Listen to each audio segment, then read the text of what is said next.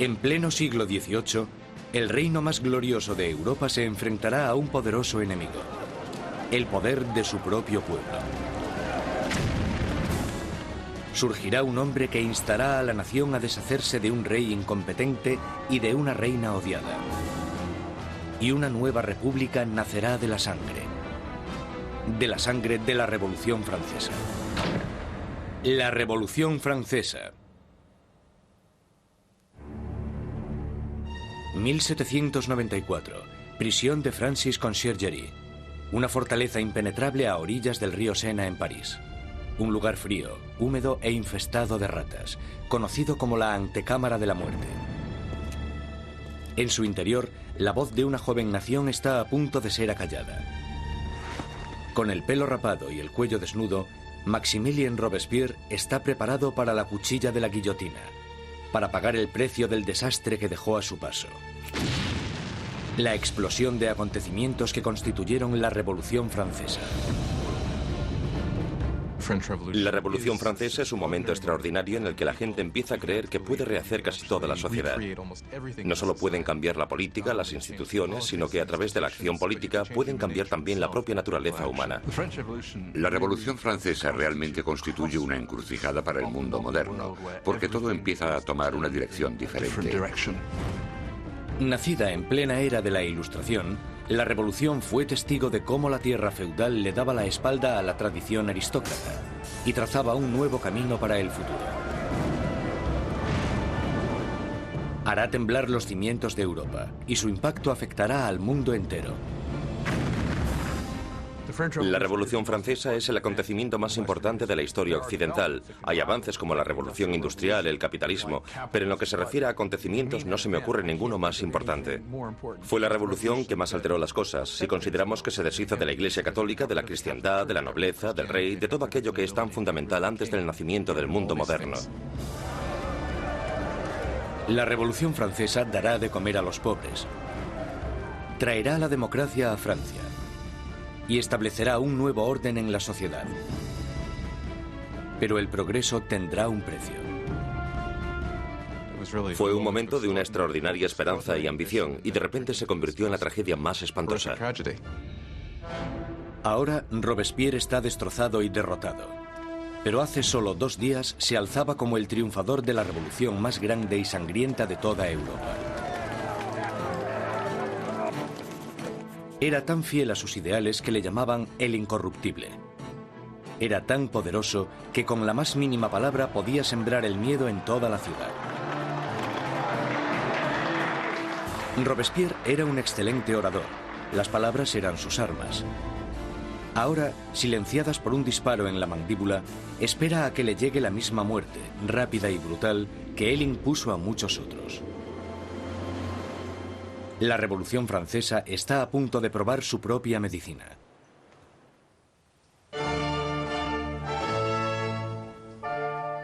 En la primavera de 1770, nadie hubiese podido prever los turbulentos acontecimientos que estaban a punto de suceder. El Palacio de Versalles se llena de distinguidos miembros de la corte real. Acabado en 1682, Versalles fue la obra maestra del rey Luis XIV. Para poner cierta distancia entre él y sus súbditos, Luis XIV se trasladó fuera de la capital de Francia, a un pequeño pueblo a 19 kilómetros al este de París, donde ordenó la construcción del palacio más grandioso de toda Europa. Durante casi 100 años ha sido la residencia de la hasta ahora inquebrantable monarquía de la nación. Y hoy es testigo de una boda muy importante. El nieto del rey Luis XIV, el príncipe Louis Capet, el siguiente en la línea sucesoria al trono, está a punto de casarse.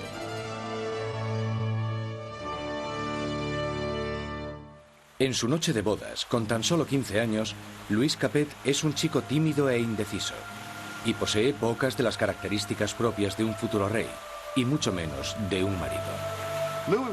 Luis era regordete, tímido, un quinceañero totalmente incompetente, con ningún tipo de distinción. La amante de Luis XVI, Madame Dubarry, le describía como un chico gordo y maleducado. Básicamente, era poca cosa. A Luis XVI le resultaba muy difícil tomar decisiones. Siempre la última persona con la que hablase podía hacerle cambiar de opinión. Estas no son las cualidades que tendría que tener un líder.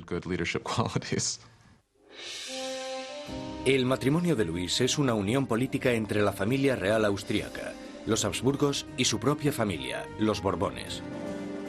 La boda simboliza el fin de una antigua rivalidad y el principio del establecimiento de nuevos lazos regionales.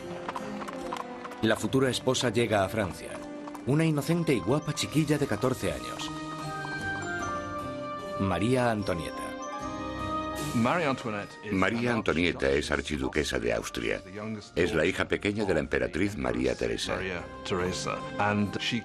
Llega a Francia como parte de un acuerdo matrimonial con el que se produce una alteración de las alianzas debido a que por primera vez en la historia Francia y Austria se convierten en aliados más que en enemigos.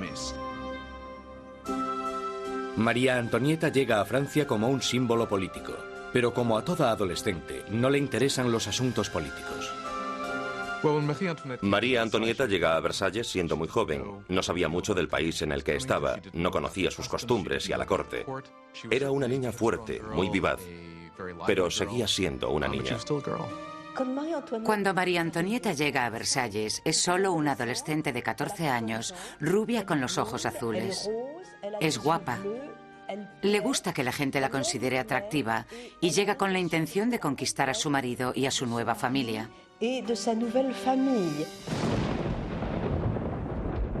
En la noche de bodas cae una tormenta que no hace presagiar nada bueno. Pero en el interior, el esplendor de la ceremonia ilumina el palacio mientras los recién casados se dirigen a su habitación real.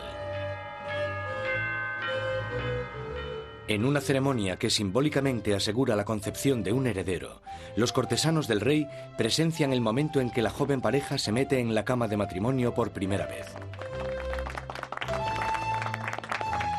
La gente está encantada y se crean grandes expectativas. Pero una vez cerradas las cortinas, se ve claramente que no será tan fácil engendrar un heredero. Luis no solo no estaba interesado en gobernar, Luis tampoco lo estaba en amar. Y las primeras noches no le hizo mucho caso a su mujer, ni por extensión a su matrimonio. Pasarán años antes de que se produzca la consumación del matrimonio. La ausencia de un heredero pronto hará que surjan rumores en todo el país que continuarán persiguiendo a la pareja en los años venideros. La gran fiesta de la boda continúa durante varios días en Versalles, pero más allá de las puertas de palacio no hay casi ningún motivo de celebración. Años de mala administración por parte de la monarquía han llevado a los franceses a pasar penurias y hambre. Casi una década antes, el rey Luis XV había perdido una guerra de 7 años, luchando contra Inglaterra por América del Norte. El desafortunado conflicto casi arruina a Francia, dejándola sin dinero y sin prestigio. Las arcas del Estado estaban casi vacías. Sin embargo, su población aumentaba día tras día. Con enfermedades como la peste totalmente erradicadas, pocos morían, pero muchos pasaban hambre. En el siglo XVIII, la población de Francia aumentó de 20 a 26 millones tras haber crecido solo 1 millón en los 2 siglos anteriores. Esto causó una gran tensión generalizada y un nerviosismo en la gente. 4 años después de la boda real, el abuelo del príncipe Luis pierde su última batalla, contra la viruela.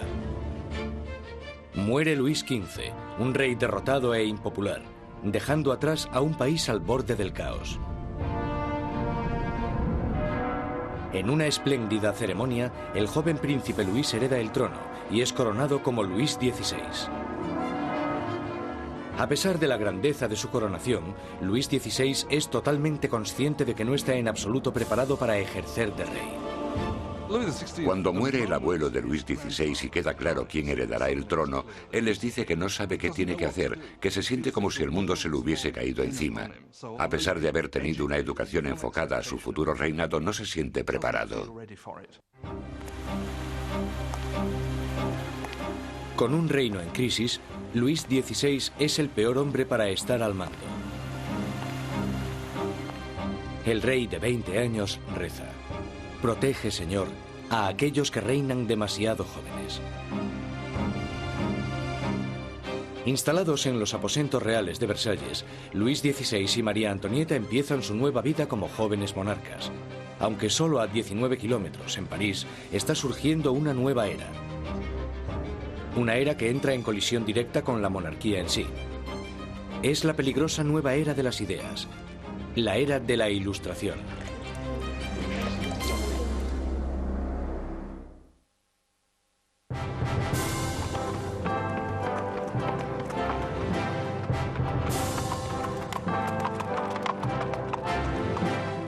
Mientras el carruaje real se va acercando al prestigioso colegio Louis le Grand en París, la gente se aglomera para echar un vistazo a la realeza. Es el momento de darle la bienvenida a París al nuevo rey, Luis XVI, y a su joven esposa.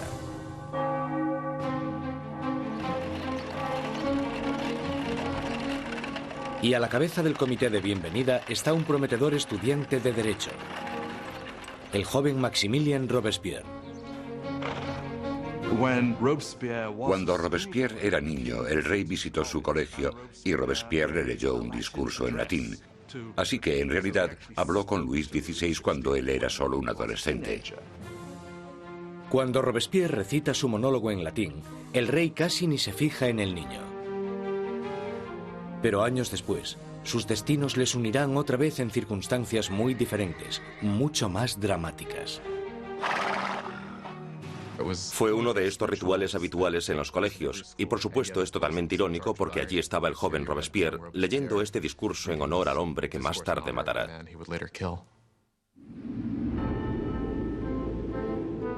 Por ahora, su acogida es cariñosa y sus halagos sinceros.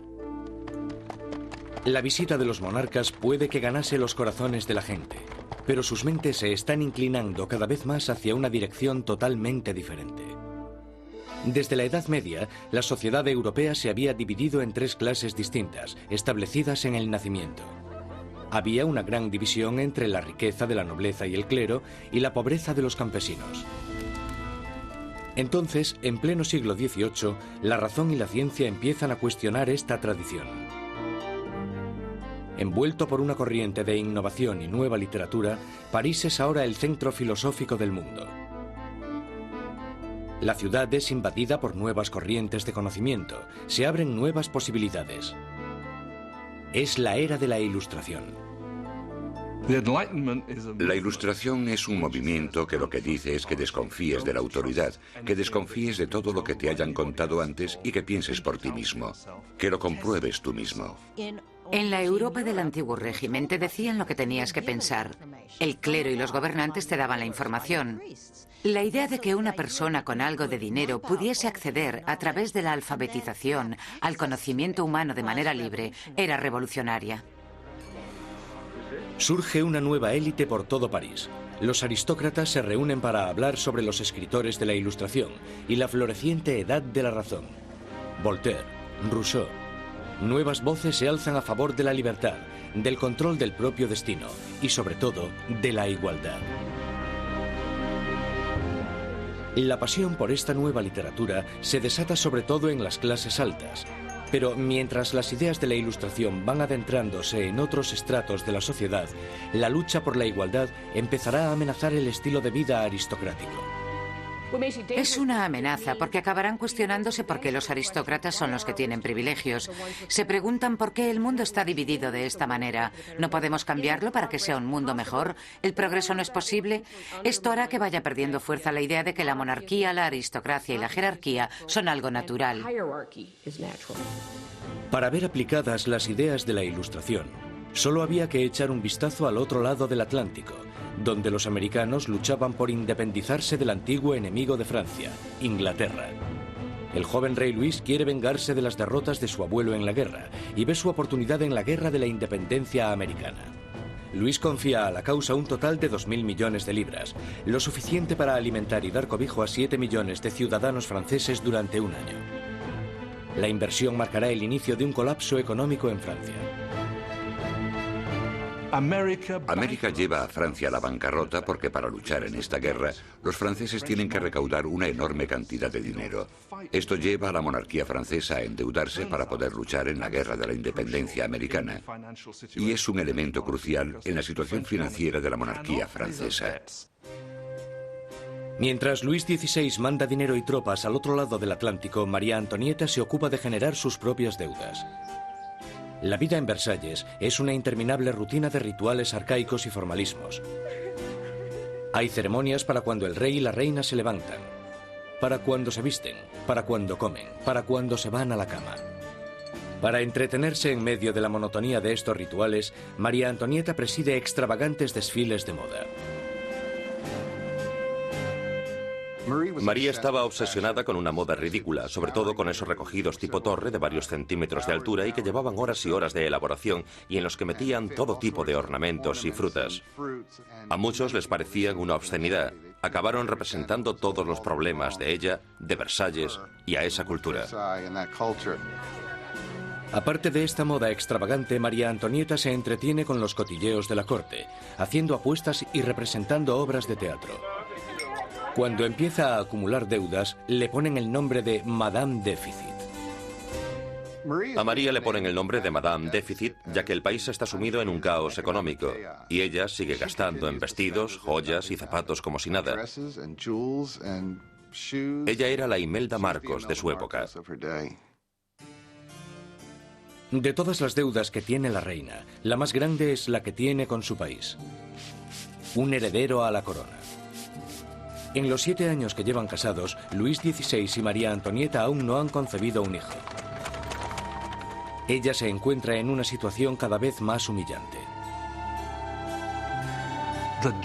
El trabajo de la reina es darle un heredero varón al trono francés. Y en esa época la gente la criticaba y estaba desilusionada. Decían que el rey nunca se debería haber casado con esa archiduquesa austriaca, porque ahora ni siquiera podía darle un heredero al trono.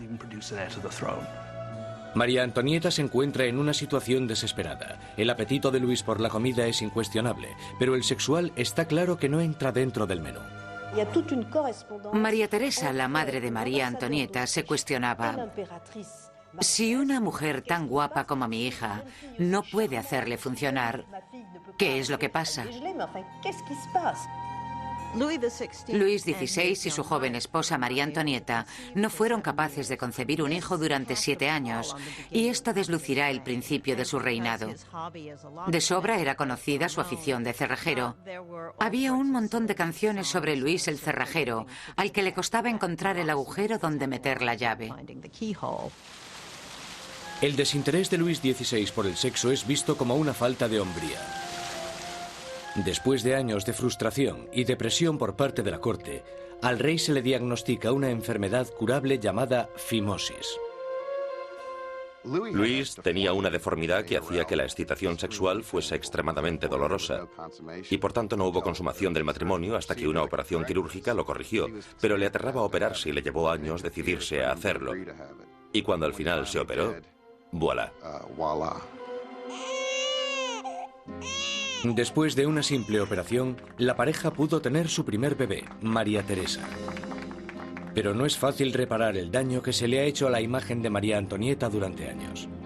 Desde principios de 1780, las calumnias habían circulado por todo el país, sátiras pornográficas del rey y de la reina, folletos obscenos que se reían de la impotencia de Luis XVI y retrataban a la reina como una ramera promiscua en una corte pervertida y decadente. Cuando la situación en el campo empeora, la opinión de la gente sobre la monarquía empieza a cambiar. Se producen muchas malas cosechas y la inflación aumenta el precio de la harina, llevando a la escasez de la parte esencial de la dieta francesa, el pan. Pero naturalmente estas privaciones acaban a las puertas de Versalles. Mientras los monarcas continúan viviendo en la extravagancia, las quejas se traspasan al papel. A la corte real se le acusa directamente. ¿Sabe por qué hay tanta gente necesitada? ¿Es acaso que su lujoso estilo de vida devora en un día lo que 1 millar de hombres necesitaría para subsistir? ¿Quién es el hombre que está detrás de estas acusaciones? el mismo joven que solo unos años antes felicitó al rey y a la reina por su coronación, Maximilien Robespierre. La gente pronto tendrá un portavoz que pedirá la libertad y la igualdad por la revolución.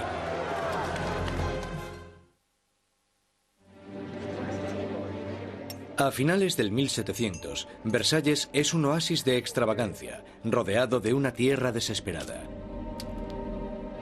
Y con un rey inseguro al mando, Francia está trazándose su camino al desastre. Después de 19 años de matrimonio, Luis tenía 4 hijos.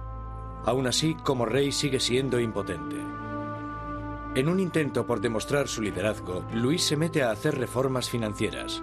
Pero su equivocada manera de manejar las finanzas carga a los pobres con muchos impuestos, mientras la nobleza no paga casi nada. Con la economía por los suelos y la gente cada vez más inquieta, parece que incluso Dios está enfadado, golpeando a Francia con el invierno más frío de los últimos 90 años. Si alguna vez hubo intervención divina para empeorar la situación, seguro que fue en el verano de 1788 y la primavera de 1789. En el verano de 1788 había una creciente crisis política desarrollándose en un momento de seria escasez de comida. En 1788, para los franceses, la harina era la esencia de la vida. El pan, su medida de subsistencia. La mayoría de la gente en Francia comía casi 1 kilo de pan al día. El pan era esencial y su subida de precio la notó todo el mundo. Si el precio se doblaba, tenías problemas. Bajo la mala financiación de Luis XVI, el precio de la harina se disparó. Las escasas provisiones se estaban agotando y el precio de una rebanada de pan pronto igualó al sueldo de un mes. El hambre se convirtió en rabia. Surgen disturbios por toda Francia. Se atacan casas. Se roban panaderías. Y los panaderos, acusados de guardar pan, son linchados allí mismo.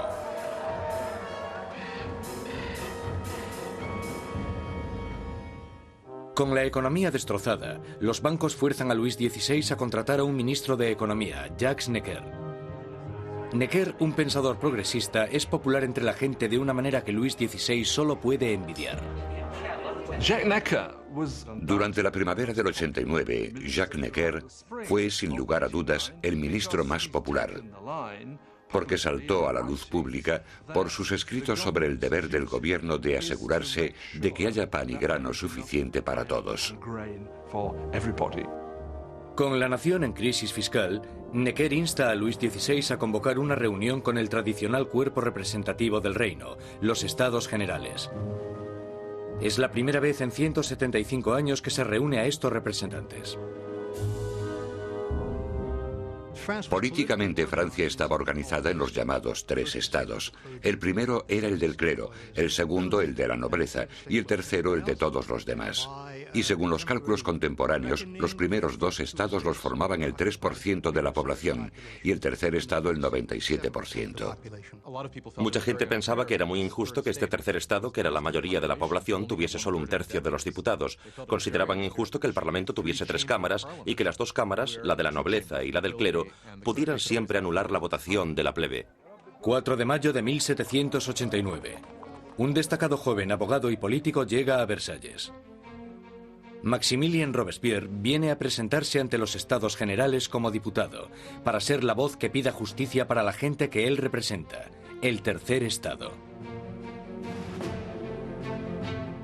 Robespierre era un huérfano provinciano que había destacado académicamente con la obtención de una prestigiosa beca, convirtiéndose en un orador elocuente. Un mojigato en apariencia, pero con las ideas muy claras. Cuando volvió a su casa, al pequeño pueblo de Arras, las ideas de la Ilustración que había absorbido en los salones de París tuvieron a un poderoso defensor porque se convirtió en el abogado de los oprimidos de su pueblo natal. Cuando volvió a Arras y empezó a ejercer de abogado, leyó mucho sobre la Ilustración y cuando Robespierre ejerció de abogado en Arras, intentó utilizar esas ideas en los casos que él estaba defendiendo. Robespierre y sus compañeros pedían que la nobleza y el clero pagasen sus impuestos. Pero Luis XVI se siente cada vez más amenazado por el creciente radicalismo del Tercer Estado. Entonces, el 20 de junio, después de 6 semanas de estancamiento, los diputados se dan cuenta de que están siendo silenciados. El 20 de junio, cuando los diputados llegan a la reunión y encuentran las puertas cerradas, sospechan de un complot.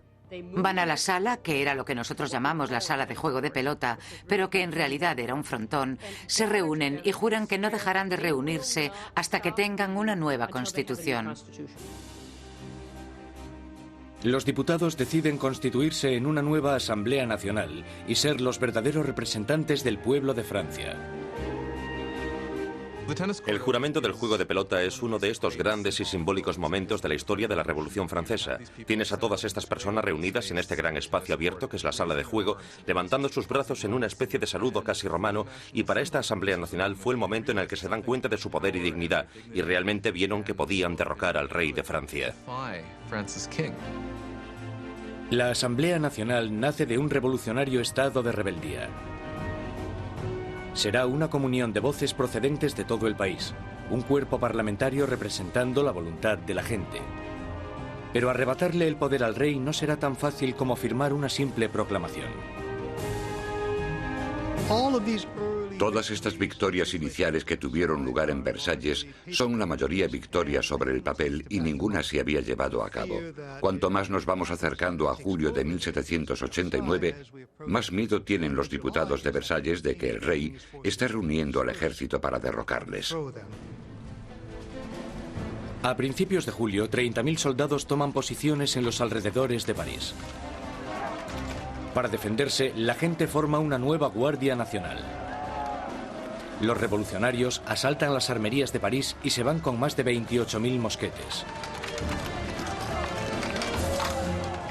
Lo único que les falta es la pólvora, y la gente sabe dónde encontrarla. En el centro de París se alza un enorme castillo de piedra, conocido como el símbolo del dominio feudal: la Bastilla. La prisión acoge los almacenes de pólvora de la ciudad y se conoce como la prisión de las torturas y las muertes inexplicables.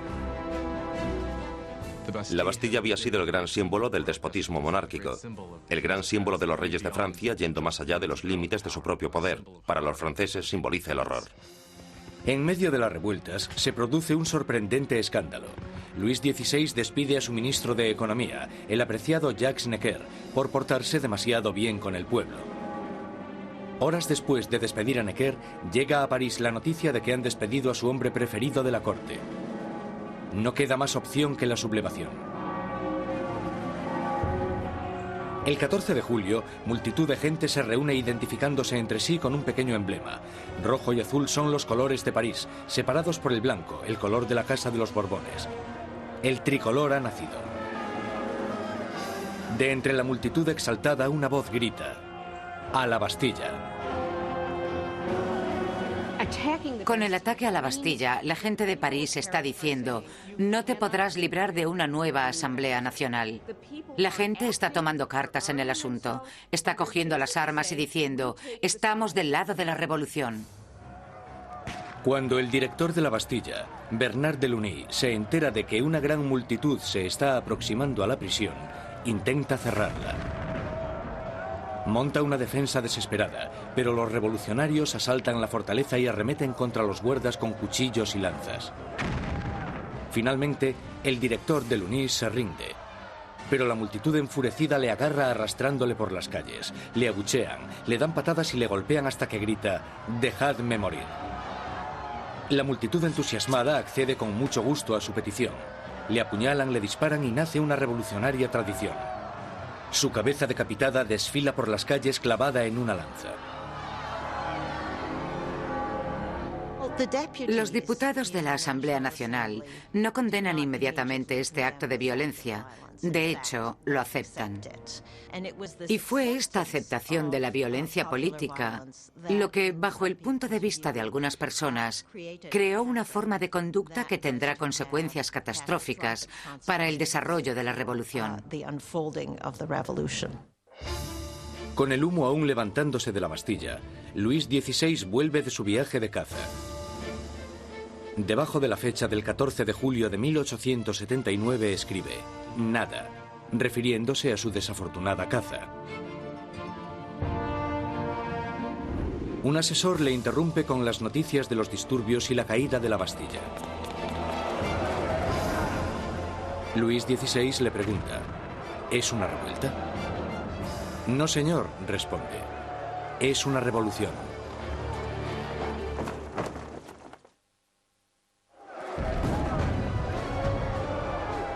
La victoria en la Bastilla desata el irrefrenable torrente de la revolución. La gente ha desafiado a su rey y ha ganado. No hay vuelta atrás. Como símbolo de la derrota del feudalismo, la gente, hombres, mujeres y niños, atacan y destruyen la Bastilla con sus propias manos, ladrillo feudal a ladrillo feudal. Están empezando a desmantelar el pasado. Los franceses querían destrozar la Bastilla lo más rápido posible, pero no tenían la posibilidad de usar explosivos poderosos. Así que esto se hizo muy despacio, pero con un ímpetu tremendo. Se repartieron los ladrillos y se vendieron como símbolos de la demolición del despotismo. La energía en las calles da un nuevo ímpetu a la Asamblea Nacional. En pocos días se escribe una nueva constitución llamada la Declaración de los Derechos del Hombre y del Ciudadano. En este atrevido documento, las arcaicas distinciones de clases son abolidas y todos los hombres son considerados totalmente iguales. La Declaración de los Derechos del Hombre y del Ciudadano era una declaración promulgada por la Asamblea Nacional en la que se decía que la soberanía pertenecía al pueblo, a la nación. No se hace mención alguna al rey en todo este documento. Por tanto, con la presentación del mismo, la propia Asamblea estaba haciéndose con el poder. Con la nueva Asamblea Nacional como portavoz, los ciudadanos de Francia se dispusieron a cambiar toda la estructura de su sociedad. Exigían una monarquía constitucional, unos derechos iguales para todos los hombres y unas leyes razonables en las que basar la justicia. Para que se oyeran más las voces de la revolución, Robespierre exigió la libertad de prensa, que había sido censurada en el antiguo régimen.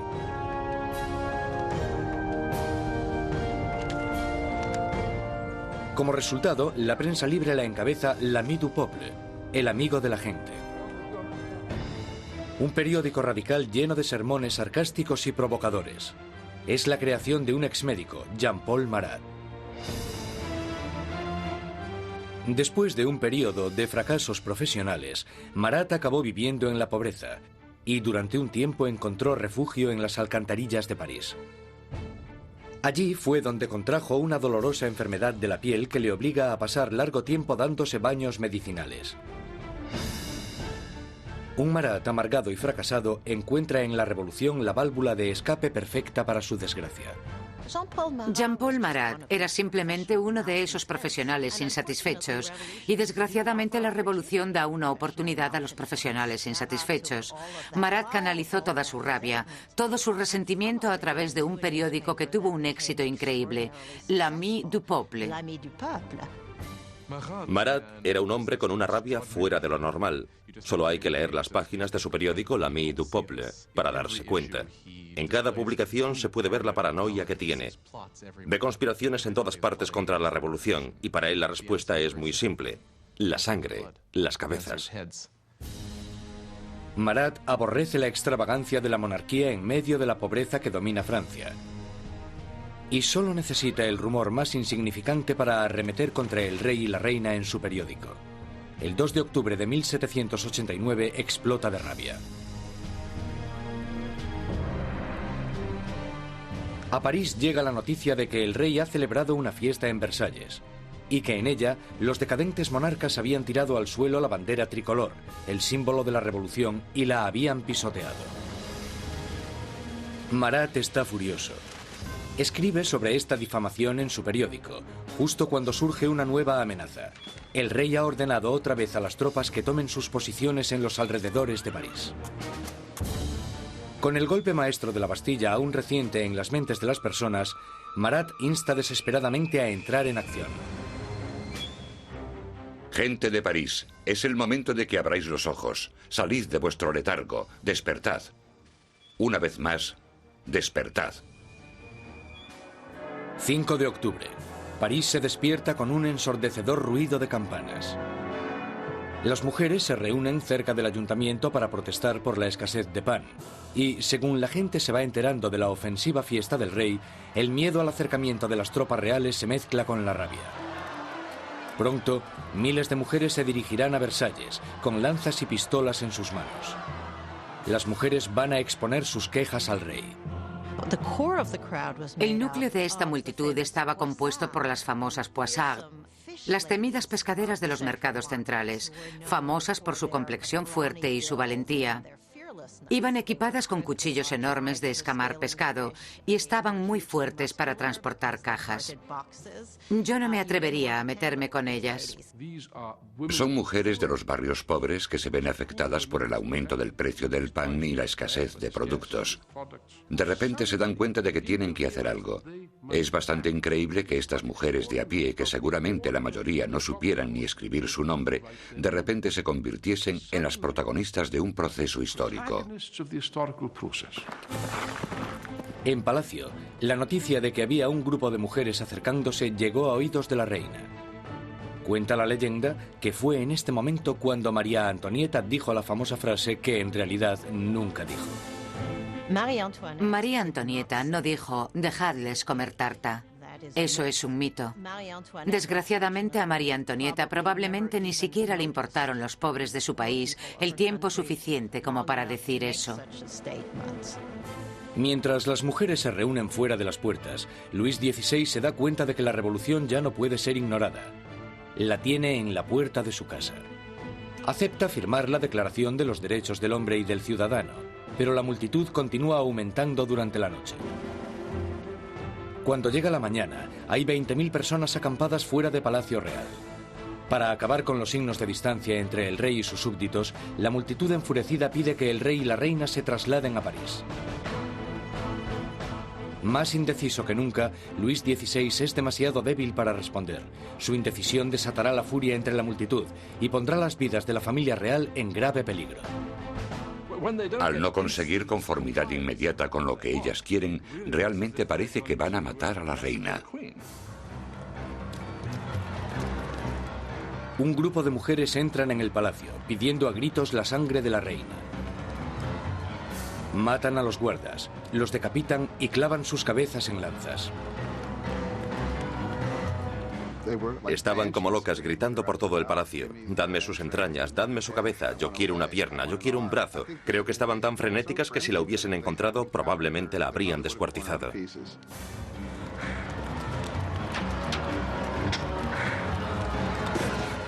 Temiendo por su vida, María escapa a los aposentos de Luis XVI solo unos minutos antes de que las mujeres entren en la habitación y hagan trizas su cama. El rey y la reina están ahora a la merced de la multitud. Y lo que la multitud quiere es un poco de atención por parte del rey. La única forma de que las mujeres se calmen es que la familia real acepte ir a París, porque creen que una vez que estén allí, entonces pueden obligarles a hacer lo que la gente de París quiera. 60.000 personas inician la marcha, llevándose de Versalles carros y carretas de harina de la despensa real. El carruaje real es escoltado todo el camino hasta París. El rey y la reina son obligados a ir a París, con las cabezas de los guardas que habían sido masacrados en el castillo. Les habían cortado las cabezas. Es realmente un acto de violencia extrema. Las cabezas se reconstruyen con maquillaje y desfilan delante del carruaje del rey y la reina. El rey y la reina hacen del Palacio de las Tullerías su nuevo hogar. Nunca volverán a ver Versalles. Una vez que la familia real se traslada a París, se convierten en prisioneros de París. Ellos lo saben y todos lo saben. Tienen grandes limitaciones de lo que pueden hacer. Son los prisioneros de la capital, de eso no hay duda. Abandonan Versalles y la asamblea se traslada a París. El poder está ahora en manos de la gente. Francia tendrá una nueva democracia, unas nuevas leyes y una nueva e inolvidable forma de justicia hará su debut en el Estado revolucionario. La guillotina.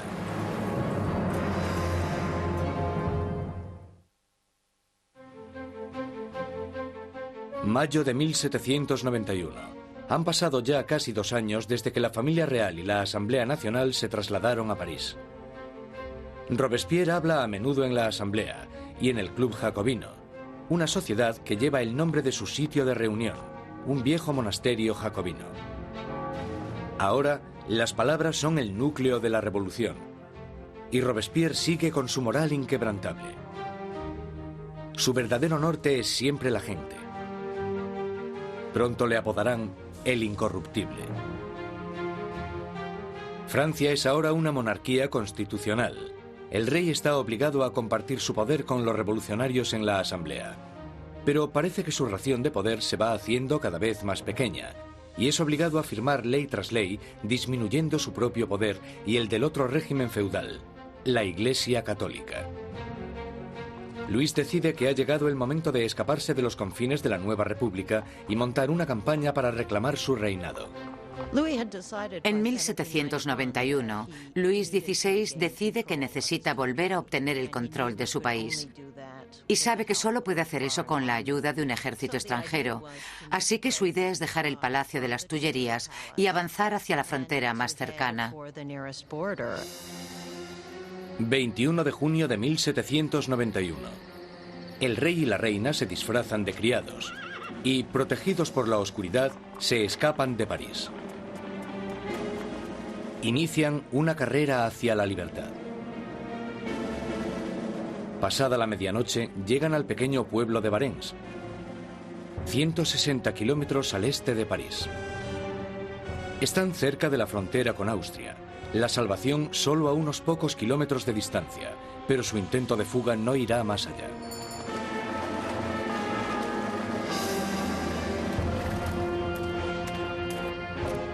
Los rumores del viaje de los monarcas les habían precedido.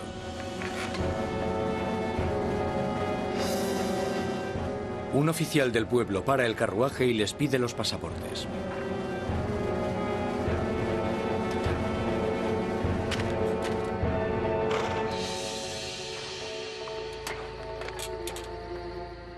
Las sospechas del oficial se confirman.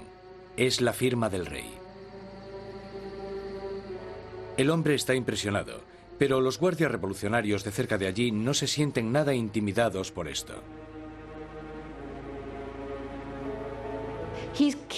Él espera todo el tiempo que la gente le reconozca y que se produzca una rebelión a su favor, y para su horror y sorpresa, no se alegran de verle. Ven que está intentando escapar y lo que pasa es que le arrestan y se lo llevan de vuelta. La idea de que el monarca había intentado abandonar a su pueblo era psicológicamente catastrófica. El acontecimiento realmente rompió el lazo que unía a Luis XVI con sus súbditos.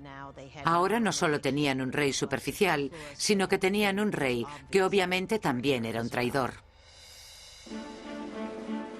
Con los enemigos oficiales de la familia real en el poder, este pasa de Luis XVI, ahora un rey prisionero, a los revolucionarios de la Asamblea.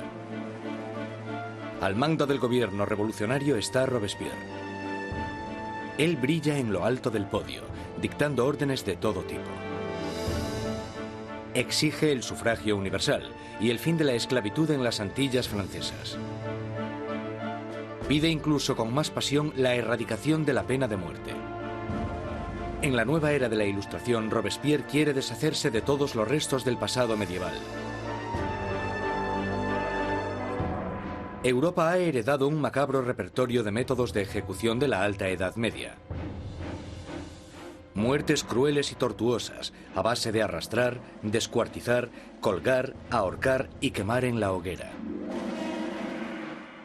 Bajo el antiguo régimen había toda una colección de truculentos castigos.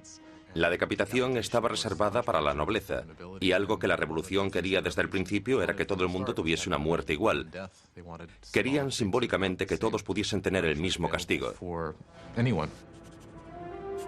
A pesar de la oposición de Robespierre, una nueva máquina de matar toma protagonismo en París. El inventor y físico Joseph Ignace Guillotin diseña una nueva máquina de decapitación, convirtiendo la antigua decapitación en una experiencia humanitaria. El doctor Guillotin describe su nuevo aparato a la asamblea. El mecanismo cae como un rayo. La cabeza sale volando. La sangre se desparrama. El hombre está muerto. El mayor defensor del derramamiento de sangre, el periodista Marat, publica un artículo entusiasta en su periódico anunciando el nuevo nombre del aparato: guillotina. Pronto se conocerá con otro nombre: la cuchilla nacional. Los revolucionarios franceses creían en los valores humanos. Creían que no se debía causar un sufrimiento innecesario.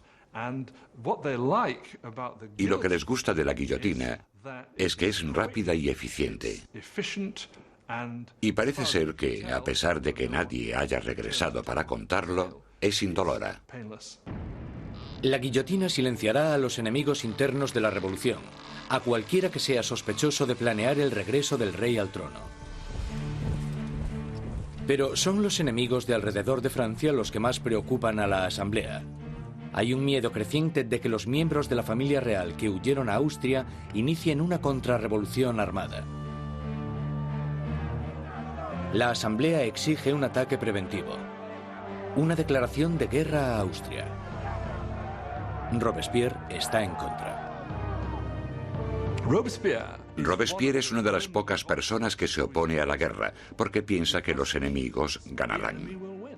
Robespierre teme que el país no esté preparado porque no tiene un ejército capaz de derrotar al enemigo, y por tanto el enemigo llegará y destruirá la revolución. Robespierre no consigue convencerlos.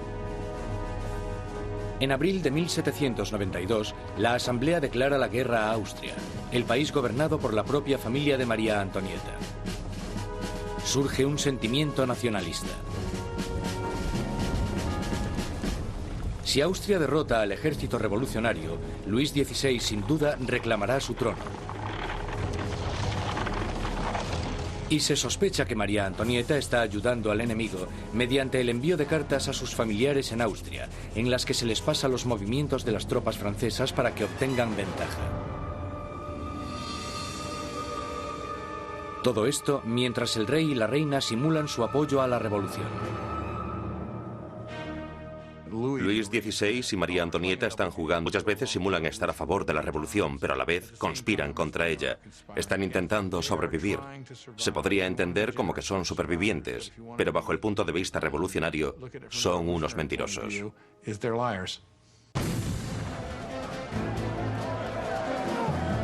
Con el ejército francés sufriendo grandes pérdidas en la frontera, llega la noticia de que en París el aliado de Austria, Prusia, se ha unido a la invasión. Las tropas están bajo el mando del duque de Brunswick, un general prusiano. La tensión invade las calles de París. Y entonces los periódicos publican una carta del duque de Brunswick, un manifiesto en el que se amenaza con destruir París si se le hace daño a sus majestades el rey y la reina. Una amenaza equivocada que fracasa totalmente. 10 de agosto de 1792. 27.000 ciudadanos armados, empujados por la rabia y la indignación, se dirigen al Palacio de las Tullerías e inician un ataque salvaje contra los guardias reales. Al final mueren más de 800 hombres de ambos bandos.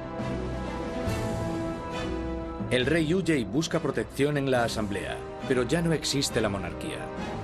A Luis le han quitado oficialmente su título.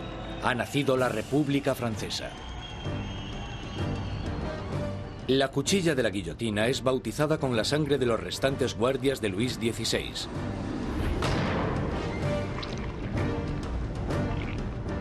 Y Robespierre, en su día un incondicional opositor de la pena de muerte, ha cambiado de opinión.